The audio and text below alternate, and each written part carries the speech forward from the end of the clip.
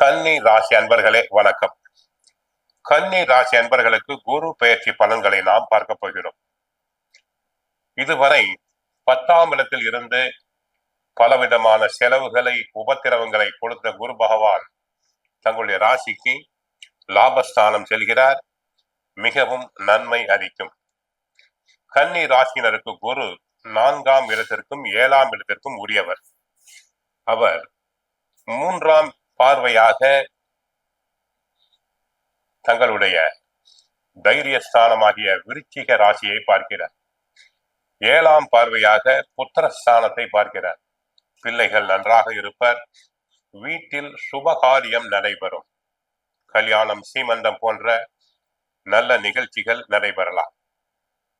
9ஆம் பார்வையாக மீன ராசியை பார்க்கிறார்.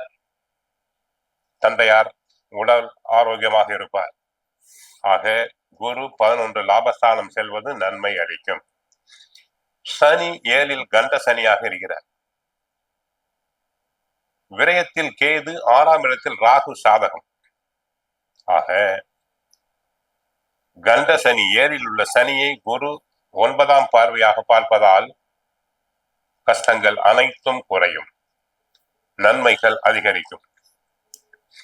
ஆரோக்கியம் அபிவிருத்தி அடையும். உடல் நிலை சீராகும்.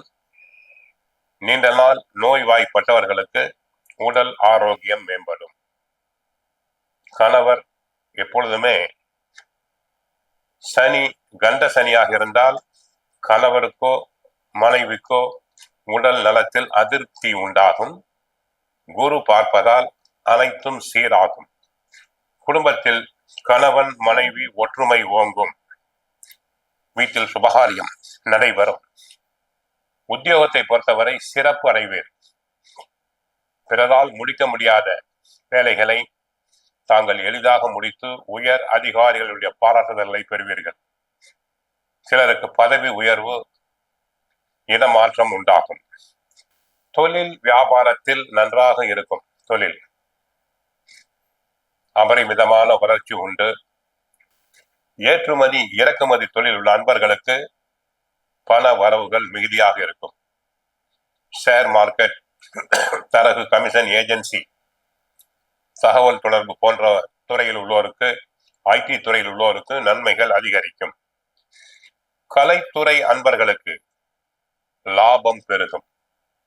சிலர் கலை நிகழ்ச்சிகளுக்காக வெளி மாநிலங்கள், வெளிநாடுகளுக்கு சென்று வரலாம். அதனால் ஆதாயம் அதிகரிக்கும். சினிமா நடிகர் நடிகைகளுக்கு புது பட வாய்ப்புகள் கிடைக்கும். விவசாயம் நன்றாக இருக்கும். பயிர்கள் செழிக்கும். மகசூல் அதிகரிக்கும். விவசாயத்துக்கு தேவையான தண்ணீர் பஞ்சம் இருக்காது. உரங்கள், மருந்துகள் நன்றாக கிடைக்கும். மாணவியர்கள் நன்றாக படிப்பர். கிரகிப்பு திறன் மேம்படும். குரு அதிசாரமாக 31/10/2026 முதல் 13/12/2026 வரை சிம்ம ராசியில் அதிசாரம் அடைகிறார். அதுவும் நன்மைதான். குடும்பம் நன்றாக இருக்கும். தொழில் நன்றாக இருக்கும். வியாபாரம் நன்றாக இருக்கும். ஆனால் குரு வக்கரம் அடைகிறார். 13/12/2026 முதல் 13/4/2027 வரை வக்கரம் அடையும் காலத்தில் மட்டும் கவனம் தேவை. உடல் நலனில் கவனமாக இருத்தல் வேண்டும். மருத்துவ செலவுகள் அதிகரிக்கும். வீட்டில் பிரச்சனைகள் அதிகரிக்கும். ஆக குடும்பம் நன்றாக இருக்கும். உத்தியோகத்தில் மேன்மை பெறுவீர். தொழில் வளம் சிறப்பாக இருக்கும். இதுவரை 10ஆம் இடத்தில் இருந்து குரு பகவான் கையில் காசு இல்லாமல் செய்தார். இனிமேல் சேமிப்புகள் தொடரும். வியாழக்கிழமைகளில் குரு பகவானை வழிபடுங்கள். சனிக்கிழமைகளில் ஆஞ்சநேயரை வழிபடுங்கள். தினமும் பகவத்கீதை, சுந்தரகாண்டம் பாராயணம் செய்யுங்கள். ஹரே ராமா, ஹரே கிருஷ்ணா.